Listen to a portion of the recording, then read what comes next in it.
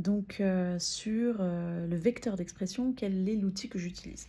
Alors, alors j'ai eu une évolution en fait dans l'utilisation des outils. C'est vrai que au départ, quand je commence avec le Bondi Blog, il n'y a pas le même, il y a pas la même, le même usage des réseaux sociaux qu'aujourd'hui.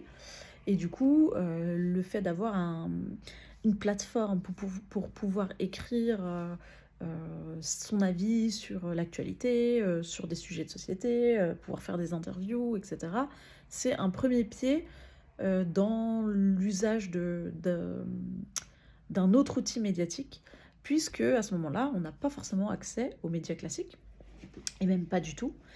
Bien que j'ai envie d'être journaliste, on va dire, lambda dans un média mainstream, à ce moment-là, hein, quand je décide de devenir journaliste, bah, on commence avec ces outils-là euh, qui nous permettent en fait finalement d'exister médiatiquement et d'accéder à ces médias classiques. Euh, Ensuite, à partir du moment où les réseaux sociaux deviennent un peu plus répandus dans la société et vers les débuts de Twitter, j'utilise Twitter vraiment comme un outil de lutte. C'est-à-dire que c'est un outil qui me permet de dénoncer des choses, dénoncer des sujets, dénoncer des inégalités, dénoncer des violences policières, de m'adresser directement, là non plus à des médias, mais directement à des hommes politiques par exemple, avec parfois des résultats. C'est-à-dire que on utilisait Twitter parfois pour mener des campagnes médiatiques avec des hashtags et faire émerger en fait des sujets. Par exemple, un article que j'avais écrit sur le Bondi Blog au sujet d'un jeune homme qui avait été viré parce qu'il avait fait le ramadan, parce qu'il faisait le ramadan, et il avait été viré de son centre, c'était à Gennevilliers. Et là, par exemple, l'article du Bondi Blog sort et on utilise Twitter pour faire campagne, pour dénoncer en fait ce licenciement islamophobe.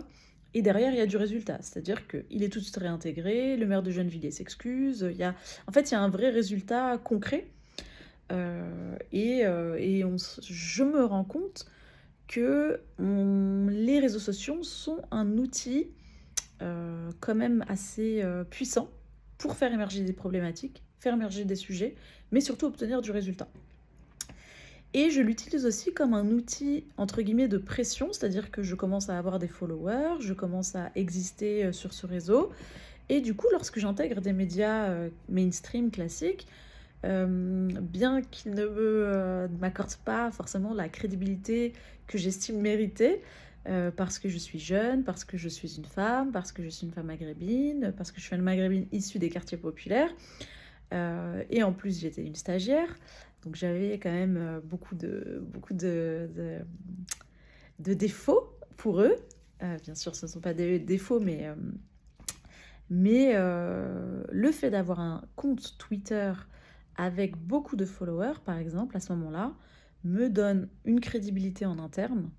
Et j'avoue que j'en ai beaucoup joué, c'est-à-dire que par moment, je dénonce sur Twitter des choses qui se passent dans la rédaction, qui sont injustes, notamment un jour où un rédacteur en chef a décidé qu'il ne voulait pas partager un sujet, c'était en 2014, donc il y avait une attaque à Gaza, une attaque d'Israël à Gaza. Et nous, on envoyait, c'était le JT de Canal+, pour lequel je travaillais, et on avait envoyé une équipe sur place à Gaza pour raconter ce qui se passait, donc tout à fait normal, des envoyés spéciaux. Il y avait une équipe à Jérusalem et une équipe à Gaza, et une équipe à Tel Aviv. Et le rédacteur en chef décide de ne pas diffuser le sujet. Mais il ne dit pas pourquoi. Enfin, au départ, des fois, ça arrive de ne pas diffuser un sujet et de juste décider de dire, voilà, il y a plus de temps pour ce sujet. Enfin, ça arrive dans les JT. Mais il ne dit pas ça. Il dit à ma collègue, ils n'ont qu'à pas envoyer des requêtes sur Gaza. Ce qui n'est pas un argument éditorial, surtout quand on prétend être neutre dans un média mainstream. Donc là, ma collègue dit: «Mais comment ça? Ils ont pas qu'à envoyer des requêtes, c'est quand même grave ce que tu dis et cetera» et là, il lui dit: «C'est bon, ne fais pas ta oui dead, ne fais pas ta petite rebeu pro-palestinienne». Et donc ça, c'était extrêmement grave. Donc ça, j'ai pas du tout laissé passer. Et le fait, je sais très bien que le fait d'avoir un compte avec des followers certifiés, etc., m'a permis en interne, en fait, de me faire respecter. Suite à ça, déjà, je pense qu'il a eu des représailles. En tout cas, il a été convoqué. Il s'est jamais excusé, mais en tout cas, il s'est jamais permis de dire de tels propos une nouvelle fois.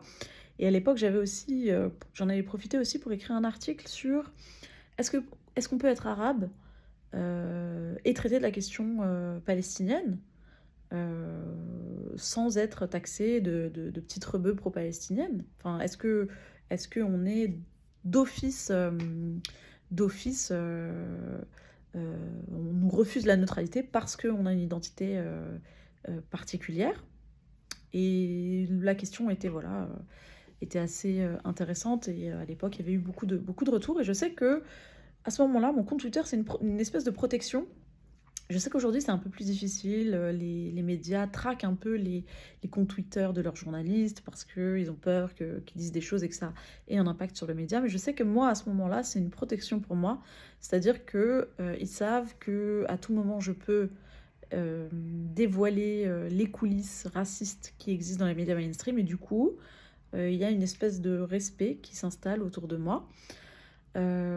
Aujourd'hui, j'ai un usage qui est beaucoup plus pédagogique des réseaux sociaux, c'est-à-dire que je m'adresse beaucoup plus à des jeunes. Je ne m'adresse plus forcément à des médias ou à des élus ou à un gouvernement, je m'adresse à des jeunes. C'est-à-dire que j'ai envie de leur expliquer, de décrypter, de leur faire preuve de pédagogie, de leur donner des outils pour qu'ils comprennent les manipulations de certains médias, qu'ils comprennent les manipulations rhétoriques de certains politiques. Et du coup, j'ai changé en fait volontairement de cible, peut-être avec l'âge. Je n'ai je pense qu'il y a beaucoup de personnes aujourd'hui qui s'adressent, enfin, qui utilisent les réseaux sociaux comme un outil de lutte, de militantisme, d'activisme, et c'est très bien. Et je trouve que voilà, on a suffisamment, il y a énormément de personnes qui utilisent toujours ces outils-là comme un outil de lutte. Moi, j'essaye de toujours garder ça comme un outil de lutte, mais de le transformer en un outil de pédagogie vis-à-vis d'une communauté peut-être un peu plus jeune, et de lui expliquer en fait, de faire preuve de pédagogie et de surtout faire en sorte que les nouvelles générations, les jeunes générations ne soient pas manipulables. Et c'est très difficile parce qu'on a face à nous des personnes qui ont la connaissance, qui ont l'entraînement, qui ont un usage des mots, des émotions des gens, qui sont quand même des professionnels de la prise de parole en public. Et moi, ce que j'essaye de faire, c'est de décrypter cette prise de parole publique, de donner les outils, et de façon à ce que on ne soit pas facilement envoûté finalement par cette communication qui vise les masses.